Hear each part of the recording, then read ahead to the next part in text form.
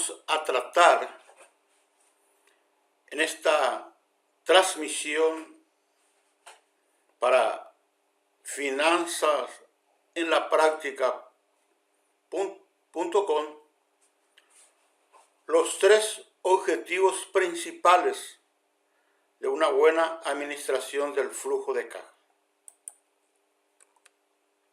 Antes de entrar en detalle sobre estos 3 objetivos, vamos a tratar de diferenciar muy bien lo que es estado de resultados y flujo de caja.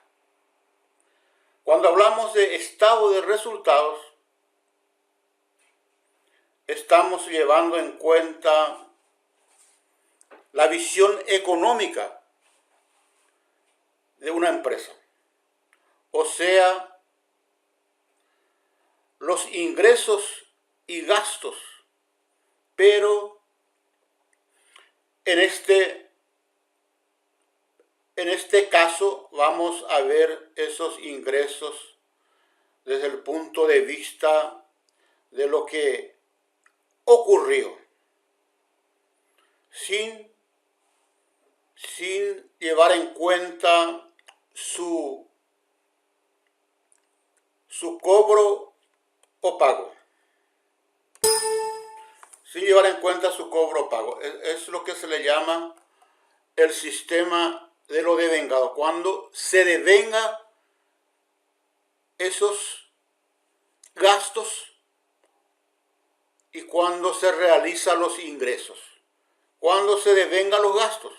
Vamos a poner como un ejemplo cuando uno recibe la factura de los servicios públicos. En ese momento el gasto se devenga y el pago se va a realizar en un momento futuro. Bueno, lo que buscamos con este estado de resultado es ver los principales indicadores de margen de ganancias. Vamos a ver los diferentes indicadores de margen de ganancias. Principalmente el que nos interesa es el margen de ganancia neta, o sea, la última línea. Y también la rentabilidad de la empresa. Para calcular la rentabilidad nosotros debemos llevar en cuenta la ganancia neta y confrontar con el total de activo o con el total de capital. Esto veremos en un momento futuro cuando hablemos de análisis económico financiero de una empresa. Bueno, la visión de flujo de caja es, aquí nosotros consideramos como ingresos o gastos en el momento en que se recibe el ingreso y se hace el pago de los gastos. Y esta visión, como vimos, ¿verdad?, lo proporciona el flujo de caja. Y como resultado final vamos a tener lo que nosotros le llamamos aquí coloquialmente, o sea, llevando en cuenta la visión práctica del empresario, ganancia o pérdida en dinero. Ya una versión más académica se le llama superávit o déficit del dinero.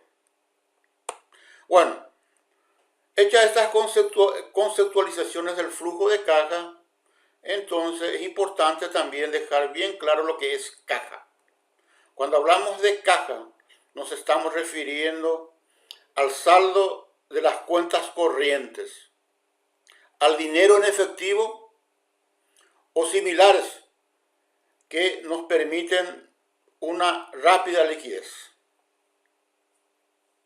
Es decir, si necesito dinero, va a estar allí para ser utilizado. Ya la palabra flujo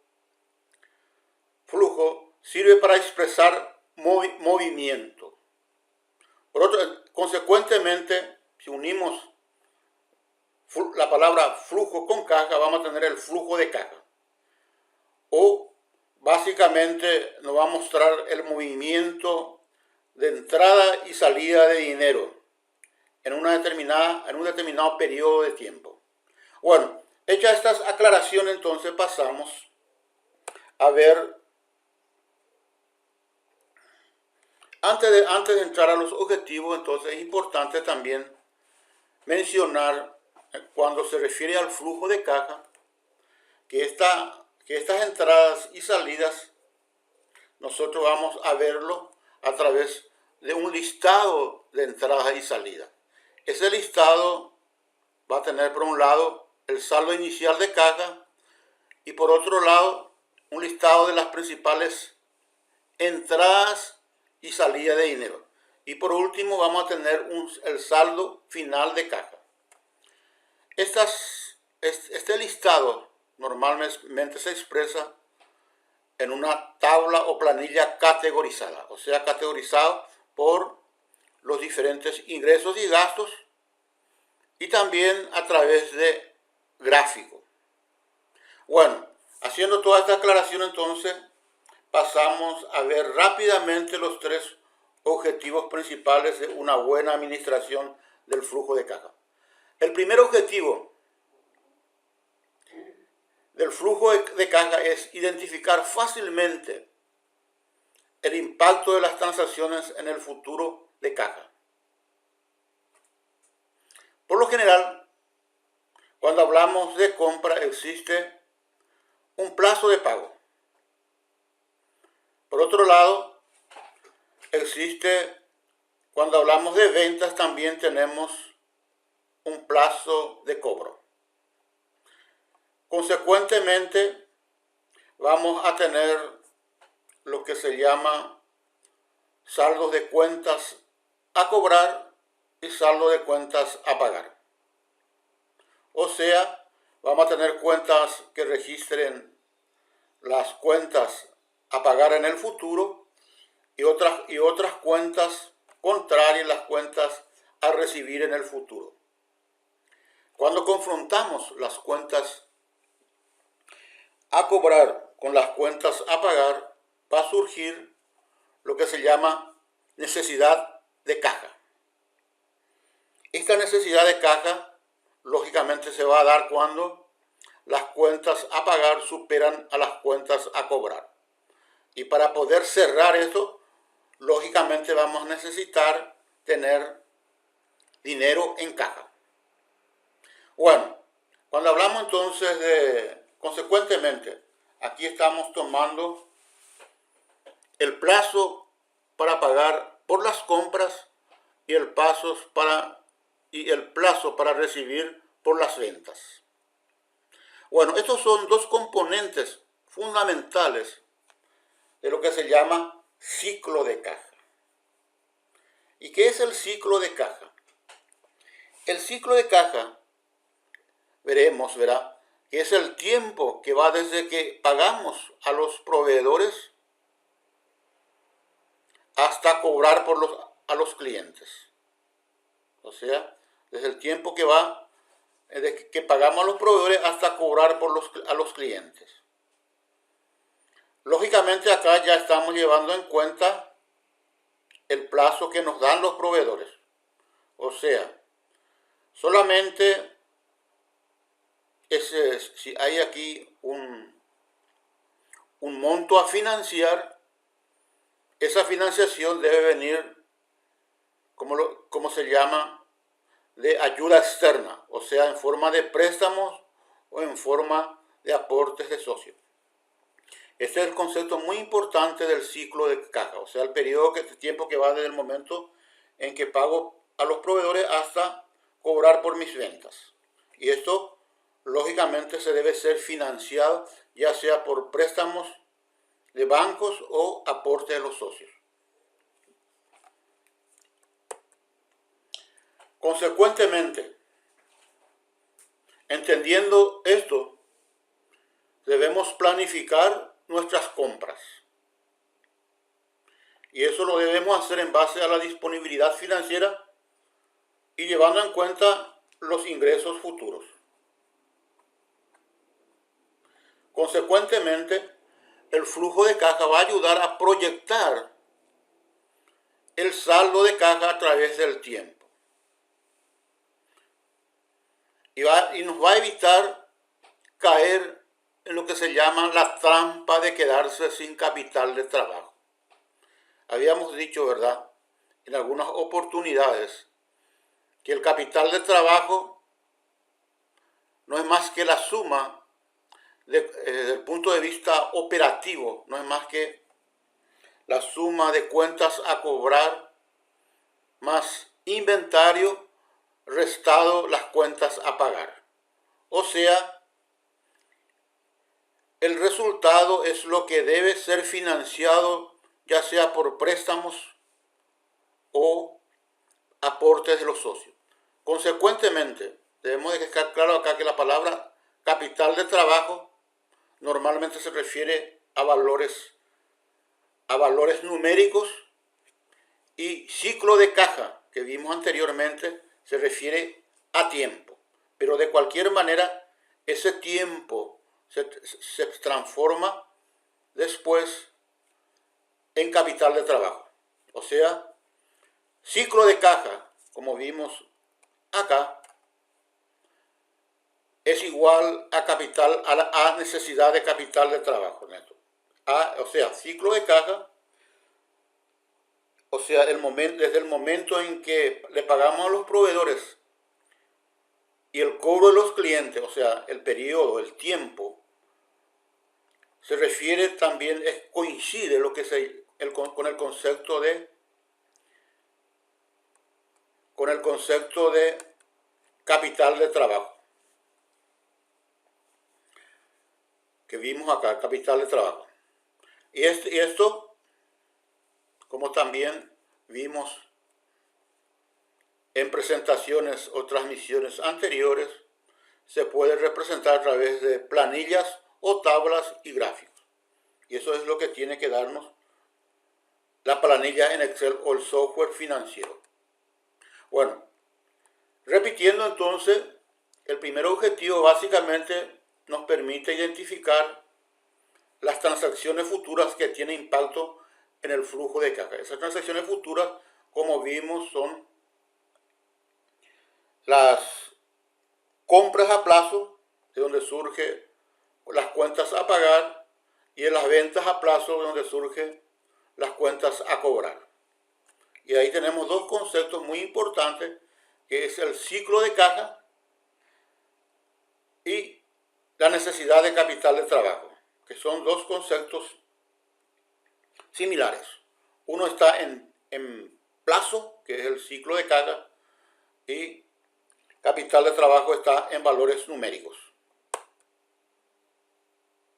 Bueno, otro objetivo es evitar los saldos negativos, los LAFO, o ya podemos hablar acá de falta de capital de trabajo, ya que esta falta de capital de trabajo, como vimos, debe ser financiado por terceros. Y en ese caso va a producir intereses. Bueno, una cosa que tenemos que tener en cuenta, ¿verdad?, por la ley de los negocios, es que nosotros podemos controlar los pagos. O sea, pero no podemos controlar los cobros, que quien domina ahí es el cliente. Entonces podemos controlar los pagos, o sea, podemos en base al plazo que nos da el proveedor, le podemos pagar, ya sea en su vencimiento o con atraso. Pero la parte de recibimiento no controlamos, esto está dominado por el cliente. Entonces es importante esto llevar en cuenta para evitar saldos negativos. O sea, prácticamente la única alternativa que tenemos acá para evitar saldos negativos viene a ser es trabajar con los proveedores, ya que la parte de recibimientos no tenemos control total. Bueno, nosotros podemos recurrir a algunas técnicas principalmente cuando hablamos de los clientes, para motivarlo a pagar rápidamente le podemos otorgar un descuento por pagar en forma anticipada. Lógicamente, para poder otorgar este porcentaje de descuento, tenemos que llevar en cuenta cuánto nos cuesta un préstamo en un banco, ya que sabemos que debe existir una correspondencia entre el porcentaje de descuento y la tasa de interés que pagamos por el banco. Idealmente, si es beneficioso para nosotros el porcentaje de descuento, entonces recurrimos a eso y recurrir a un banco para conseguir los recursos. Y, lógicamente, un porcentaje de descuento y la tasa de interés tiene un impacto en la rentabilidad de la empresa. Y por último, cuando hablamos de saldos negativos, habíamos dicho, ¿verdad? Una cosa que tenemos control viene a ser la parte del pago a los proveedores. Pero ahí tenemos que cuidar en no dañar la imagen de la empresa. Porque una forma de aumentar el financiamiento de los proveedores es no pagar la cuenta en su momento. Pero con esto vamos a perjudicar la imagen de la empresa. Mencionamos también en presentaciones anteriores que el flujo de caja no era más que un listado detallado de las entradas y salidas. Y esto muchas veces, cuando hablamos de saldo negativo, estamos diciendo que hay un saldo en rojo, o sea, la salida es superior a las entradas. Y eso nosotros podemos ver fácilmente a través de gráficos y de planillas. Bueno, el último objetivo, que está muy relacionado con los anteriores, también viene a ser comprender el origen y destino del dinero, ya que la categorización de los pagos e ingresos en el flujo de caja nos va a dar una visión global en relación a lo que representa los ingresos y los gastos por categorías. Y nosotros podemos ahí aplicar, una vez obtenido el flujo de caja para los diferentes periodos futuros, nosotros podemos hacer un análisis horizontal, o sea, comparar el comportamiento, por ejemplo, de los ingresos por ventas de un mes con respecto al mes anterior. De la misma forma, el comportamiento de los diferentes gastos, categoría de gastos de un mes con respecto al mes anterior. Ahí nos encontramos con lo que se llama análisis horizontal. O podemos recurrir al análisis vertical, donde vemos la participación de los diferentes gastos en el total de ingresos. Ahí podemos descubrir, ¿verdad? Por ejemplo, qué porcentaje representan los gastos fijos con respecto a los ingresos y qué porcentaje representan los gastos variables. Bueno, resumiendo, que lógicamente vimos acá que no basta con solamente tener una categorización de las entradas y salidas. Además de eso, tenemos que agregarle, ¿verdad?, informaciones sobre los flujos de caja futuro, o sea, lo que está relacionado a lo que vamos a recibir en el futuro en concepto de cuentas a cobrar y lo que vamos a pagar en concepto de cuentas a pagar. Y de esto va a surgir el capital de trabajo. Y cuidado con confundir, ¿verdad?, el estado de resultados con el flujo de caja, ya que una empresa tranquilamente puede ser rentable en cuanto a resultados, pero ser deficitario en cuanto a caja. Basta con vender las mercaderías a créditos y pagar los gastos al contado. Va a llegar un momento dado en que no vamos a tener dinero para hacer frente a la salida. Muy bien. Ahora bien, si usted encontró que este análisis que hicimos en cuanto a los conceptos de estado de resultado, flujo de caja y los 3 objetivos que persigue una buena administración de flujo de caja, para más información entonces sería bueno suscribirse en nuestro canal. Esto es perentorio, ¿verdad? Porque ahí vamos a tener informaciones diarias relacionadas al flujo de caja y al mismo tiempo les invito de nuevo a hacer clic en los comentarios, en el enlace que está en el comentario, para poder acceder a la carta de venta de la solución que estamos ofreciendo en cuanto a administración de flujo de caja, que nosotros le llamamos curso taller online de administración de flujo de caja. Esto tiene muchas de las ventajas del curso taller online, tiene la ventaja de que le evita desplazarse al lugar del curso, ahorrando, ahora que hay mucho tráfico en todos los países, hay mucho tráfico, entonces ahorrando mucho dinero. Principalmente los que están en el exterior le evita trasladarse al lugar donde se va a hacer el curso en otro país. Tranquilamente uno adquiere este producto, ¿verdad? Y uno recibe una información como si yo estuviera dictándole el curso en forma individual, con la ventaja de que uno puede repetir, ¿verdad?, lo que estoy diciendo tantas veces como uno quiere hasta comprender totalmente.